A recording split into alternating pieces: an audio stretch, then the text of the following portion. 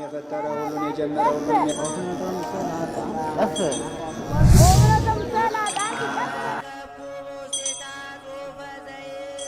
በውስጧም እንዲህ የሚል ጽሑፍ አገኘው።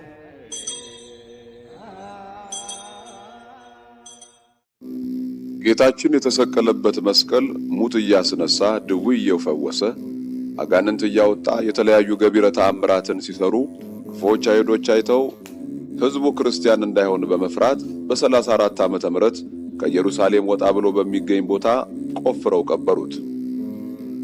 ከዚያም የከተማው ቆሻሻ ሁሉ ከዚያ መስቀሉ በተቀበረበት ቦታ ላይ እየደፉ ከዘመን ብዛት ቦታው በቆሻሻ ክምር የተነሳ ተራራ ሆነ። እስራኤልን ከሮም ቅኝ አገዛዝ ነፃ ለማውጣት ከ66 እስከ 70 ዓመተ ምህረት ባደረጉት እንቅስቃሴ ጥጦስ የተባለው የሮም ንጉሠ ነገሥት ዘምቶ ኢየሩሳሌምን በ70 ዓመተ ምህረት ደመሰሳት። ትልቁን የአይሁድ ቤተ መቅደስንም አቃጠለው። እስራኤላውያንም በመላው ዓለም ተበተኑ። ከዘመነ ሐዋርያት ጀምሮ በተከታታይ በሮም የነገሱ ነገሥታት ቄሳሮች በክርስቲያኖች ላይ የማያባራ መከራ አድርሰዋል።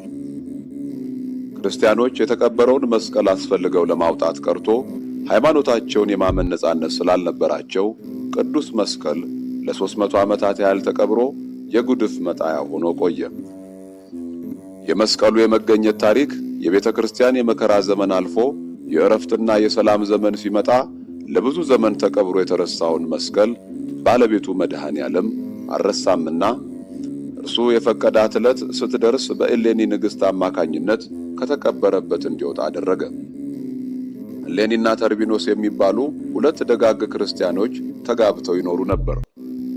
ተርቢኖስና እሌኒ ኑሯቸው ፍቅርና ሰላም የሰፈነበት በመሆኑ ለብዙ ሰዎች እንደ ምሳሌ ሆነው ይኖሩ ነበር። ተርቢኖስ ነጋዴ ነበረ። ከዕለታት አንድ ቀን ራቅ ወዳለ ሀገር በመርከብ ለንግድ ሄደ። እሌንም ባለቤቷ ተርቢኖስ ለንግድ ወጥቶ እስኪመለስ ስለ ባሏ ከመጸለይና ከማሰብ በቀር ከግቢዋ አትወጣም ነበር። አንድ ቀን ተርቢኖስ ለንግድ ሄዶ ብዙ ዓመታትን ቆይቶ ከጓደኞቹ ጋር ወደ ሀገሩ ሲመለስ ከነጋዴዎች አንዱ በእግዚአብሔር ፈቃድ ከሽፍታና ከማዕበል ከልዩ ልዩ አደጋ ተርፈን በሰላም ተመልሰን ሚስቶቻችንን ሌላ ሳይወዱ ሳይለምዱ እናገኛቸው ይሆን ብሎ ጠየቀ። ተርቢኖስ ግን እንኳን በሰላም አደረሰን እንጂ ሚስቴን በዚህ አልጠረጠራትም ብሎ ሲመልስ ሌላኛው ጓደኛው ያንተ ሚስት ከማን ትበልጣለችና ነው? አሁን ሄጄ ከሚስት ጋር ለምዳኝ ወዳኝ ወድጃት በመጣስ ምን ትቀጣለህ አለው። ተርቢኖስም በሚስቱ እሌኒ ተማምኖ ይህንን ብታደርግ ይህን ያህል ዓመት የለፋውበት ሀብት ከነትርፉ ውሰድ፣ አንተም ብታደርግ እንዲሁ ሀብትህ ከነትርፉ ለኔ ይሁን ተባብለው ተወራረዱ። ከዚያም መርከቡ ወደብ ከመድረሱ በፊት ነጋዴው ወደ እሌኒ ቤት ደረሰና በሩን አንኳኩቶ ሰራተኛይቱን እሌኒን ማነጋገር እፈልጋለሁና ንገሪልኝ ብሎ ጠየቃት። እርሷም እያፈረች የተላከችውን ለእሌኒ ነገረቻት። እሌኒም ተቆጥታ ከመቼ ወዲህ ነው እንግዳ የማነጋግረው ብላ አሳፈረቻት። ሰራተኛይቱም ለነጋዴው መልሱን ስትነግረው ነጋዴው እንደማይሆኑለት ከተረዳ በኋላ ሌላ ተንኮል አቀደና ለሰራተኛይቱ ባልና ሚስቱ ብቻ የሚያውቁትን አንድ ነገር ብቻ ብትሰጪኝ ብዙ ገንዘብና ወርቅ ሰጥሻለሁ ብሎ ወርቅ ሰጣት። ሰራተኛይቱም ሁለት ብቻ የሚያውቁት የእመቤት ሐብል አለን፣ ያንን አመጣልሃለሁ። መጀመሪያ አንተ በከተማው ውስጥ እየዞርህ ነጋዴዎችን መጡ የብስ ረገጡ እያልክ አስወራ። ከዚያም ተመልሰህ እንድትመጣ ብላ ሰደደችው። ነጋዴውም እንደተመከረው የነጋዴዎች መምጣት በከተማይቱ እንዳወራ የነጋዴዎቹ ቤተሰቦች ነጋዴዎችን ለመቀበል ዝግጅት ማድረግ ጀመሩ። የእሌኒን ሰራተኛ እመቤቴ ነጋዴዎች መጡ ተብሎ ይወራልና ባለቤቱ በሰላም ስለመጡ ይዘገጃጁ፣ ገላውን ይታጠቡ ብላ መከረቻት። እሌኒም ገላዋን ስትታጠብ የአንገቷን ሐብል ቁጭ ካደረገችበት ቦታ ሰራተኛይቱ አንስታ ለነጋዴው በተቃጠሩበት ዕለት ሰጠችው። ነጋዴውም ለሰራተኛይቱ የውለታዋን ብዙ ገንዘብና ወርቅ ሰጥቷት ደስ እያለው ወደ ጓደኞቹ ሄደ። ለተርቢኖስ ሚስትህን ለምጃት ወድጃት መጣሁ አለው። ተርቢኖስም ውሸት ነው፣ ለዚህ ምን ምልክት አለህ ብሎ ጠየቀው። ተንኮለኛውም ነጋዴ ያንን ሀብል አውጥቶ ይህ ሀብል የሚስት አይደለምን ብሎ ሰጠው። ተርቢኖስም ደነገጠ፣ የሚናገረውም አጣ። በውርርዱም መሰረት ሀብቱን ሁሉ አስረክቦና ባዶ እጁን ወደ ቤቱ እያዘነ እየተቆጨ ሄደ። ባለቤቷን በናፍቆትና በታማኝነት ስትጠብቅ የከረመችው እሌኒ በተርቢኖስ ያልተለመደ ሐዘንና ብስጭት ግራ ተጋብታ ወንድሜ ምን ሆነሃል? ለወትሮ እንኳን ይህን ያህል ዘመን ተለያይተን ቀርቶ ጥቂት ቀናት ተለያይተን ስንገናኝ እንነፋፈቃለን። አሁን ግን ከመጣህበት ጊዜ ጀምሮ አዝናዬሃለሁ ብላ ጠየቀችው። ተርቢኖስም ብዙ የደከምኩበትና የለፋውበት ሀብት ንብረቴ እንዳለ ማዕበል አጠፋብኝ፣ እኔ ያላዘንኩ ማን ይዘን አላት። እሌኒም የተማረች ናትና እግዚአብሔር ሰጠ እግዚአብሔር ነሳ፣ የእግዚአብሔር ስም የተመሰገነ ይሁን እንዳለ ኢዮብን አሰበው። አንተ እንኳን በሰላም መጣህ እንጂ ሀብቱ ውሎ አድሮ ይመጣል እያለች አጽናናችው። ተርቢኖስም እንዲህ በተከበርኩበት ሀገር ተዋርጄ በሰጠሁበት ሀገር ለምኜ ለመኖር አልችልምና ወደ ሌላ ወደማያውቁኝ ሀገር ሄዳለሁ። አንቺ ግን ሁሉ ይወድሻል፣ ያከብርሻል፣ ከወደድሽው ጋር ኑሪ አላት። እሌኒም በደስታ ጊዜ አብሬህ እንደሆንኩ በችግርህም ጊዜ ልለይህም የእኔና የአንተን አንድነት ችግር አይፈታውም። ከአንተ ተለይቼ ወዴት እቀራለሁ? ወደምትሄድበት አብሬ ሄዳለሁ ብላ ተነሳች። ሁለቱም ቤታቸውን ጥለው ሲሄዱ በመንገድ ላይ ተርቢኖስ በልቡናው ይዞት የነበረውን ምስጢር አወጣው። እሌኒ ስወድሽ የጠላሽኝ፣ ሳምንሽ የከዳሽኝ ምን አድርጌሽ ነው ብሎ ጠየቃት። እሌኒም እኔ አንተን አልጠላሁም አልከዳሁምም፣ ይህንን ሐሳብ እንዴት አሰብህ ብላ ጠየቀችው። እንዴት አሰብህ ብትለው ከኪሱ አውጥቶ ሀብሉን አሳያትና የሆነውን ሁሉ ነገራት። እሌኒም ያልጠበቀችውን ነገር ስለተፈጸመ አዝና የሆነውን እውነተኛ ታሪክ በሙሉ ነገረችው። ተርቢኖስ ግን አላመናትም። ከባህር ዳር በደረሱ ጊዜ በቁመቷ ልክ ሳጥን አሰርቶ እሌኒን በውስጡ አስገባትና ብታደርጊውም ባታደርጊውም እንደ ስራሽ ያውጣሽ ብሎ ወደ ባህሩ ወረወራት። እሌኒ ያለችበት ሳጥን በፈቃደ እግዚአብሔር እየተንሳፈፈ ከወደብ ደረሰ። በዚያ ወደብ አካባቢ ምዕራብ ሮምን ያስተዳድር የነበረው ቁንስጣ የተባለው ንጉሥ ነበርና ሳጥኑን አይቶ አውጥቶ እንዲከፍቱት ወታደሮችን አዘዘ። ሳጥኑን አውጥተው ሲከፍቱት እጅግ የተዋበች ሴት ሆና አገኛት። ንጉሡም እሌኒን ወስዶ ሚስቱ አደረጋት። ቁንስጣ የመክስሚያኖስ ቄሳር ሆኖ ምዕራብ ሮምን ያስተዳድር ነበር። ንግሥት እሌኒም በ272 ዓመተ ምህረት ታላቁ ቆስጠንጢኖስን ወለደችለት። ቆስጠንጢኖስም ገና በወጣትነቱ የአባቱን ደራሲ ሆኖ እንደሰራ አባቱ ሞተ። የአባቱ ባለሟሎችና ሕዝቡ ተስማምተው የ18 ዓመቱን ቆስጠንጢኖስን በአባቱ ቦታ ሐምሌ 25 ቀን በ316 ዓመተ ምህረት በሮም ምዕራብ በኩል በገላትያ አነገሱት። በጦር ሜዳዎች ብዙ የጀግንነት ሥራዎች ስለሰራ በሰራዊቱ ዘንድ ይወደድ ነበር።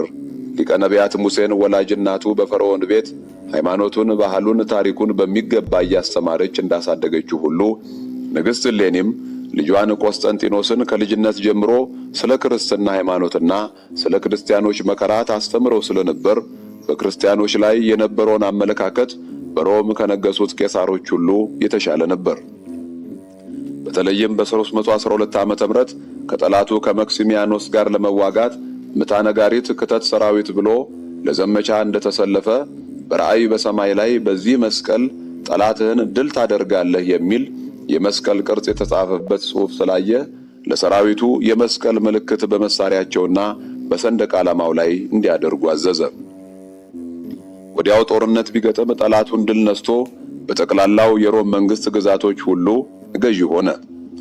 ታላቁ ቆስጠንጢኖስ የሮም ንጉሠ ነገሥት ከሆነ በኋላ በ300 ዓመታት ውስጥ ለመጀመሪያ ጊዜ ለክርስቲያኖች የነጻነት አዋጅ አወጀ። ክርስትናም ብሔራዊ ሃይማኖት ተባለች። ንግሥት እሌኒም በተፈጠረላት አመች ሁኔታ በመጠቀም የጌታችን መስቀል ከተቀበረበት ለማውጣት በ327 ዓመተ ምህረት ወደ ኢየሩሳሌም ሄደች። እሌኒ ልጇ ቆስጠንጢኖስ ክርስቲያን ከሆነላት ወደ ኢየሩሳሌም ሄዳ መስቀሉን ለመፈለግ እንዲሁ በኢየሩሳሌም ያሉ ቅዱሳት መካናትን አብያተ ክርስቲያናትን ለማሳነጽ ለእግዚአብሔር ተሳለች። ከዚህም በኋላ ቆስጠንጢኖስ አምኖ በ337 ዓመተ ምህረት ተጠመቀ። ቅድስት እሌኒም ወደ ኢየሩሳሌም ሄደች። ከእርሷም ጋር ብዙ ሰራዊት ነበር። እንደደረሰችም ስለ ቅዱስ መስቀል መረመረች። ነገር ግን ቦታውን የሚያስረዳት አላገኘችም። የአይሁድ ወገን እምቢ ቢሉም በኋላ ግን ባደረገችው ጥረት አረጋዊው ኪራኮስ የጎልጎታን ኮረብታ አመለከታትና አስቆፍሪው ብሎ ነገራት። ኪራኮስም ዘመኑ ከመርዘሙ ጋር ተያይዞ እውነተኛው ተራራ ይህ ነው ብሎ ማሳየት ባለመቻሉ ከሦስቱ ተራሮች አንዱ ነው ስላላት አይሁድ ተራሮቹን ይቆፍሩ ዘንድ አዘዘቻቸው። የጌታችን ቅዱስ መስቀል በሚያደርጋቸው አስደናቂ ተአምራት የተነሳ ሕዝቡ እያመነ በተቸገሩ ጊዜ ክፉዎች አይሁዶች ማንም እንዳያገኘው የኢየሩሳሌም ነዋሪ ሁሉ የቤቱን ቆሻሻ የከበረ መስቀል ባለበት ቦታ እንዲጥል አዘው ስለነበር ከ250 ዓመት በላይ ጥራጊ ስለጣሉበት ታላቅ ተራራ ሆነ። እሌኒ ተራሮቹን ለማስቆፈር ከሦስቱ ተራሮች የቱ እንደሆነ ለመለየት ደመራ አስደምራ ብዙ ዕጣን በመጨመርና በማቃጠል ከኢየሩሳሌም ወጣ ብለው ያሉትን ኮረብቶች አሳያት። የዕጣኑ ጢስ ወደ ሰማይ በመውጣት በቀጥታ ተመልሶ መስቀሉ ባለበት ተራራ ላይ በማረፍና በመስገድ መስቀሉ ያለበትን ትክክለኛ ስፍራ አመለከታት። ቅዱስ ያሬድም ሰገደ ጢሱ ሰገደ ብሎታል። ከዚያም መስከረም 16 ቀን ቁፋሮው እንዲጀመር አዘዘች። 7 ወር ያህል ከተቆፈረ በኋላ መጋቢት 10 ቀን 3 መስቀሎች በአንድነት ተገኙ። ንግሥት እሌኒም የክብረ ባለቤት ጌታችን የተሰቀለበት የትኛው እንደሆነ ለማወቅ በወደደች ጊዜ ከራሱ በላይ ይህ የናዝሬቱ ኢየሱስ የአይሁድ ንጉሥ ነው የሚል የተቀረጸበት ጽሑፍ ያለው እንደሆነ የኢየሩሳሌም ኤጲስቆጶስ ቅዱስ መቃርስ ነገራት። ከእርሱም ምልክት ታይ ዘንድ ወደደች። የሞተ ሰው አምጥታ በሁለቱ መስቀሎች ላይ በተራ ብታስቀምጠው አልተነሳም። በመጨረሻ ጽሕፈት ባለው በአንዱ መስቀል ላይ ብታስቀምጠው ያን ጊዜም የሞተው ሰው ተነሳ። በዚህም የጌታችንን መስቀል ለየችው። እሌኒም ለጌታችን መስቀል ሰገደችለት። ክርስቲያኖች ሁሉ ሰገዱለት። በየሀገሩ ያሉ ክርስቲያኖች ሁሉ የመስቀሉን መገኘት በሰሙ ጊዜ መብራት አብርተው ደስታቸውን በመግለጥ ለዓለም እንዲታወቅ አደረጉ። በዚህም ምክንያት ይህ ታላቅ የድኅነት ምልክት የሆነው መስቀል የኢትዮጵያ ቤተክርስቲያን ደመራ በመደመር በታላቅ መንፈሳዊ ስነ ስርዓት ታከብረዋለች። ንግሥት እሌኒ መስከረም 16 ቀን በ320 ዓመተ ምህረት በዕጣን ጢስ ምልክት ቁፋሮ አስጀምራ መጋቢት 10 ቀን አግኝታ በማውጣት ታላቅ ቤተ መቅደስ ጎልጎታ ላይ ሰርታ በክብር አስቀመጠችው። ጌታችን ስለ ቅዱስ መስቀሉ ለቅድስት ንግሥት እሌኒ ቃል ኪዳን ሲገባላት እንዲህ አላት። በደሜ የከበረ የመስቀሌን ስም የሚጠራውን እርሱን ምረዋለሁ። በዕፀ መስቀሌ ቤተ ክርስቲያን ውስጥ የለመነውን የጸለየውን ሰው መላእክት እንኳን ተድላ ደስታውን ወደማያውቁት ወደ መንግሥተ ሰማያት አዳራሽ ያለ ወቀሳ ይገባል። ለከበረ መስቀሌ ከቅርብም ከሩቅም ወደ ቤተ ክርስቲያኑ ተጉዞ የመጣውን ወደ መቃብሬ ኢየሩሳሌም እንደተጓዘ እኔ ያደርግለታለሁ። ይህንንም መጽሐፍ የጻፈ ያጻፈ ወይም ያነበበውን የተረጎመውን ቃሉን በእዝነ ልቦና የሰማውን የመጽሐፉንም ገበታዎቹን የሳመውን በተጸለየበት ውሃም የተጠመቀውን እኔ በሕይወት መጽሐፍ በአምደ ወርቅ ላይ በወርቅ ቀለም ስሙን እጽፈዋለሁ። ሁሉን የፈጠረ ሁሉን የጀመረ ሁሉን አንድ አምላክ በሚሆን በአብ በወልድ በመንፈስ ቅዱስ ስም አሜን። ዳግመኛም በዚህች ዕለት ታላቁን ዲማ ጊዮርጊስን የመሰረቱና ጣዖታትን ጨርሰው ያጠፉት አቡነ ተከስተ ብርሃን ዕረፍታቸው ነው። በአንድ ጊዜ 9999 ሰዎችን በአንዲት ዕለት ሲያጠምቁ ከሰማይ ብርሃን ስለወረደላቸው ተከስተ ብርሃን ተብለው የተጠሩት ታላቁን ዲማ ጊዮርጊስን የመሰረቱና ጣዖታትን ጨርሰው ያጠፉት ናቸው። የጻድቁ መቆሚያቸው የሚሞተውንና የማይሞተውን ሰው ለይታ ትናገር ነበር። የአቡነ ተከስተ ብርሃን የትውልድ ቦታቸው መንዝ ነው። መንዝ ማለት ነዝሃ ከሚለው ከግዕዝ ቋንቋ የተገኘ ነው። መልአኩ ቅዱስ ዑራኤል ጌታችን በተሰቀለ ጊዜ የፈሰሰ ደሙን በብርሃን ጽዋ ተቀብሎ በብርሃን መነሳንስ ዓለምን ሲረጭ አስቀድሞ ይህችን መንዝ የምትባለውን አገር ከሁሉ አስቀድሞ ስለረጫት ደመ መለኮቱን እንደ አውድማ ስለለቀለቀው በዚህ ምክንያት መንዝ ተብላለች። በዚህች ቦታ እነ አቡነ ተክለ ሃይማኖትን፣ አቡነ ፊልጶስን፣ አቡነ አኖሬዎስን፣ ቅድስት ክርስቶስ ሰምራን ጨምሮ ብዙ ታላላቅ ቅዱሳን ተጸንሰው ተወልደው አድገውባታል። አቡነ ተከስተ ብርሃንም በዚች ምድር ነው ተወልደው ያደጉት። የመጀመሪያ ስማቸው በኪሞስ ይባላል። ከመንዝ መንነው ወደ ደብረ ሊባኖስ በመምጣት ብዙ ተጋድሎ አድርገዋል። በዚያም በአቡነ አኖሬዎስ እጅ መንኩሰዋል። ከደብረ ሊባኖስ ወደ ጎጃም በሄዱ ጊዜ አቡነ ተክለ ሃይማኖት ይሰግዱባት የነበረችውን የእመቤታችንን ስዕል ምስለ ፍቁር ወልዳን ይዘው ነበር የሚንቀሳቀሱት። ከዚያም ወደ ጎጃም ክፍለ ሀገር በ12ኛው መቶ ክፍለ ዘመን በአምደ ጽዮን ዘመነ መንግስት እንደመጡ ገድላቸው ይናገራል። መጥተውም በቢቸና አውራጃ ዲማ ጊዮርጊስ ተቀመጡ። አባታችን ወደ ጎጃም ከመጡ በኋላ ማረፊያቸውና የጸሎት በዓታቸውን ያደረጉት ዲማ ጊዮርጊስን ነው። ከዚያም አባታቸው አቡነ ፊልጶስ በሃይማኖት ምክንያት ወደ ትግራይ ሲሰደዱ እርሳቸውም ተሰደው ብዙ ጊዜ ከቆዩ በኋላ መምህራቸው አቡነ ፊልጶስ ወደ ጎጃም ክፍለ ሀገር ሄደ አስተምራሉት። ከዚያም ተነስተው በግሸና አድርገው የአባይን ባህር በተአምራት ከፍለው ወደ ጎጃም ክፍለ ሀገር ተሻግረው የከበረች ወንጌልን ለሕዝቡ አስተምረው 9999 ምዕመናንን ሲያጠምቁ አምደ ብርሃን ተተክሎ እያበራ ከዚያች ቦታ ስለታዬ አባ በኪሞስ ይባል የነበረው ስማቸው ተለውጦ ተከስተ ብርሃን ተባለ። ያጠምቁባት የነበረችውም ወንዝ እሳት ዙሪያዋን ስለከበባት ነደ ሐጸረ ተብላ ዛሬም ድረስ ነዳጥራ እየተባለች ትጠራለች። ከዚያም አቡነ ተከስተ ብርሃን ተነስተው ወደ ቢሸና አውራጃ እነማይ ወረዳ ውስጥ አንድ ጫካ አገኙ። ከዚያም ውስጥ ትልቅ ዋሻ አለ። ከዚያም የያዙትን ታቦት በአንድ ዋሻ ውስጥ አኑረው ስሟንም ድማ ማርያም አሏት። በዚያም ገድ ወንዝ በተባለው አካባቢ ሴቶችን መካን ታደርግ የነበረችውንና ሙላድ የተባለችውን ጋኔን በመቋሚያቸው አባረው አጥፍተዋታል።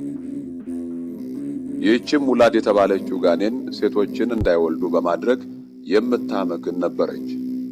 አባታችንም ተነስተው ወደ ገድ ወንዝ በመሄድ በዚያ ለሙላድ ይሰግዱላትና ያመልኳት የነበሩትን ብዙ ሕዝቦች አስተምረው ሙላድን በቋሚያቸው አባረው ሰኔ 21 ቀን አገው ምድር እንጅባራ ድረስ አባረዋታል።